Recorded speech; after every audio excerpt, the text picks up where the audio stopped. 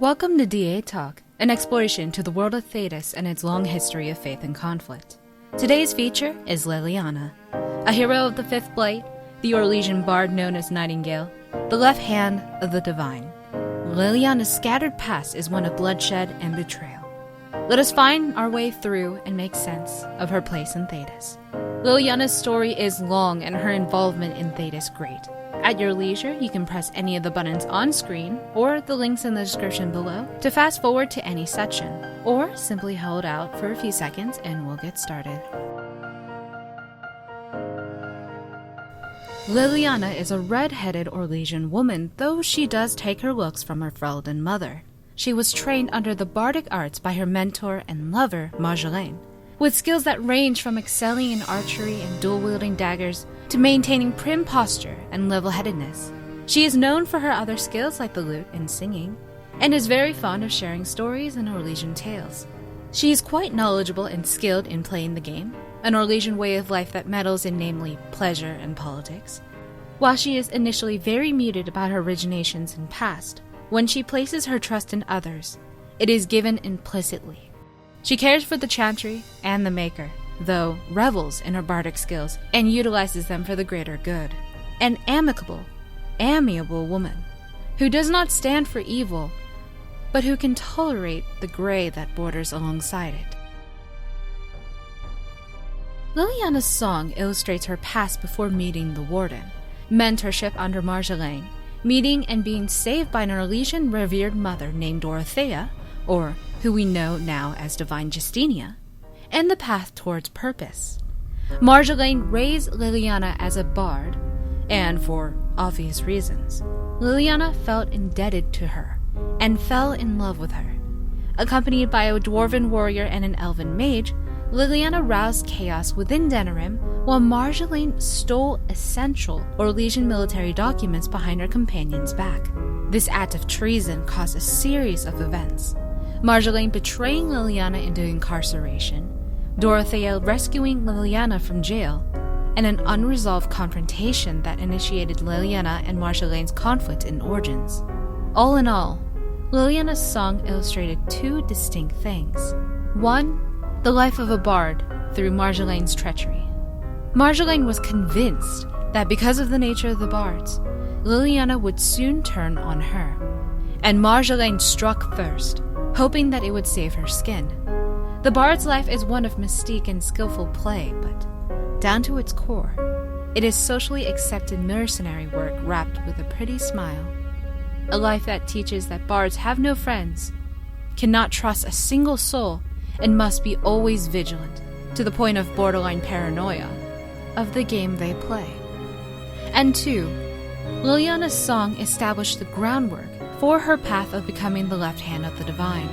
Dorothea saved Leliana from certain death and gave a chance to use her bard talents towards serving the interests of the divine. Leliana's path towards becoming and acting as the left hand directly forces her in some of the most important and poignant memories in Thedas' history. The end of the Fifth Blight, the rebellion at the White Spire Tower in Orlais, and of course, the forming of the Inquisition. But let's not get ahead of ourselves. We still have 10 more years to take care of. Leliana's history varies depending on the actions of the Warden or the hero of Ferelden.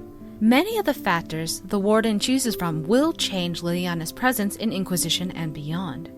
But a bit of background. The Warden and Leliana met after a bar brawl with Loghain's men in Lothering. Leliana spoke of a vision she saw that brought her to meet the Warden and join the cause against the Blight. Tagging along in the adventures, Leliana can be either quiet of her past as a bard or even life at the Lothering Chantry, or the Warden can have Leliana open up and speak at great lengths about it. Marjolaine, Leliana's former mentor, tries to kill Leliana during the journey. Leliana can kill Marjolaine or let her go, an action left to the Warden's decision. If Leliana kills Marjolaine, the deed is done. However, if Marjolaine leaves alive, Leliana will go after her following the events of the Fifth Blight. Beyond Marjolaine is the choice of Andraste's sacred ashes. The Warden can choose to recover the ashes of Andraste, or can defile them as per arrangement with the dragon cult. If present in the temple, after the ashes are defiled, Leliana will attack the warden and, in doing so, meet her demise. Though, at some point between this slaying and the events of Dragon Age 2, she is brought back to life. Leliana is also a romanceable character for the warden, and that romance is noted in the events of Dragon Age 2. Regardless of romancing the warden or not, she still leaves the warden's side at the end to go to Orlais. If Leliana's disposition is horrible with the warden, normally caused by choosing despicable or immoral actions, she will leave the party early and forever. If Leliana's disposition is good, she will leave for Orlais to resolve any issues from Marjolaine and also to speak with the Divine. In Dragon Age 2, Leliana appears 3 times. As an agent of the Divine, Leliana is sent under the name Nightingale to pursue the mage resolutionists, who become more aggressive in Kirkwall. Her job is to evaluate the response to her presence. Noting the retaliation she received from the mages who turned to blood magic, she returns to the Divine with her evaluations, though the Divine's stance on handling the mages is left uncertain. In a party at Chateau Haine, Hawk and brief companion Talus meet Leliana briefly. Talus, an elf and Qunari agent, and Leliana apparently seem to know each other from long ago. The exact details were not divulged. Cassandra Pendergast later mentioned to Varric that Leliana was sent to investigate the dealings between Duke Prosper, acting under Empress Celine, and the Talvashoth Salit, an exchange that would have given the identities of every Qunari agent and their families to the Orlesian Empire, though Leliana didn't have the, quoted, access that Hawk did. At the end of Dragon Age 2, Leliana reveals herself to Cassandra, asking about the investigation behind Hawk's disappearance and location. Gone like the warden, and both Leliana and Cassandra depart with only knowledge of the truth behind the events of the Mage Rebellion at Kirkwall. Though brief, Leliana appears in 2 of the recent Dragon Age books, Asunder by David Gator and Masked Empire by Patrick Weeks. Let me warn you now that the following holds great spoilers, so if you don't want that, please click the box below to jump to the next section. In Asunder, Leliana helps the Mage Rebellion at the White Spire. Chaos sparked inside the tower. The Templars were fighting on one side, and the mages, including Rise, Knight Captain Evangeline, Adrian, and Wynne, Rise Mother and Hero of the Fifth Blight, were on the other side. Leliana helped in her small part by saving Rise from Lord Seeker Lambert, and also by helping mages during the revolt at the tower. After Wynne died by using her spirit to save Evangeline from death, and the events at the White Spire were finished, Leliana sang a chilling song at Wynne's funeral. Later in the Masked Empire, in place of the Divine, Leliana goes under the name Nightingale to meet with Empress Celine. As the nobles of Orlais are finicky in demanding answers on both the Mage-Templar conflict and rumors that Celine is conceding Orlesian power to the Chantry, the Empress tries to strike a deal with the Divine to have a proper stance on the Mage-Templar war within weeks. Leliana later returns with the Divine's demand of ending the Elven Rebellion in Halam Sharal. While Leliana shows her sympathy for the elves of Halam Sharal, in light of her companionship with other elves during the time of the Blight, a small nod at Zavran and possibly an elven warden from Origins, she gives the term to Celine and leaves. Enough summarization, let's talk Inquisition. Leliana is confirmed for Dragon Age Inquisition. She will play the role of the Inquisition spymaster, involved with coordinating the organization's espionage, spies, and assassins. Additionally, she is not romanceable by the Inquisitor, and will presumably stay loyal to the Warden if she did romance him or her in the past. Speculation time. Why is Leliana alive?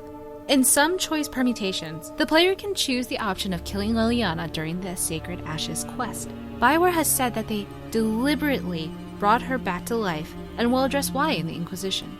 Though, scorns and confusion have obviously plagued players into wondering how is this even remotely possible. Let me bring you back to the Temple of the Sacred Ashes and the Gauntlet. The Veil was extremely weak in that place.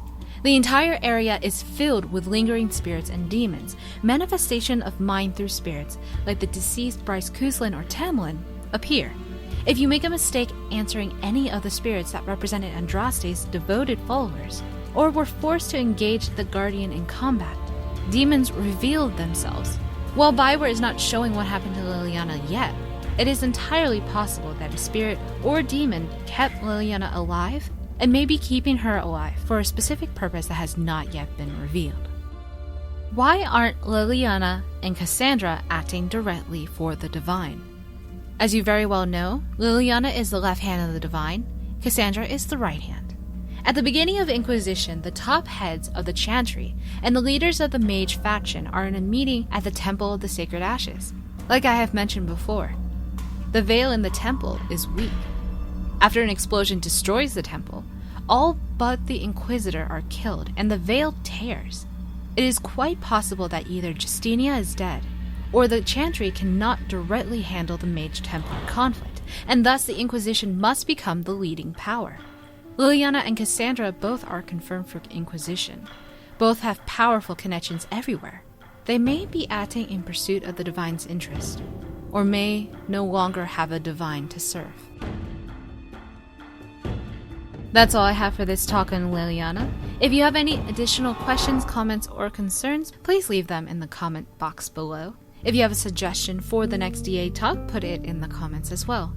Remember to like if this has helped you. On screen are the top answers I have chosen from DA Talk on Varric Tethys. As always, thank you so much for sharing your thoughts on Dragon Age. The next DA Talk will be a while from now, for I have a few specials on Inquisition itself before E3. More to come shortly, but I hope you thoroughly enjoy the days to come. Time for me to go. Take care, everyone. I will see you next time.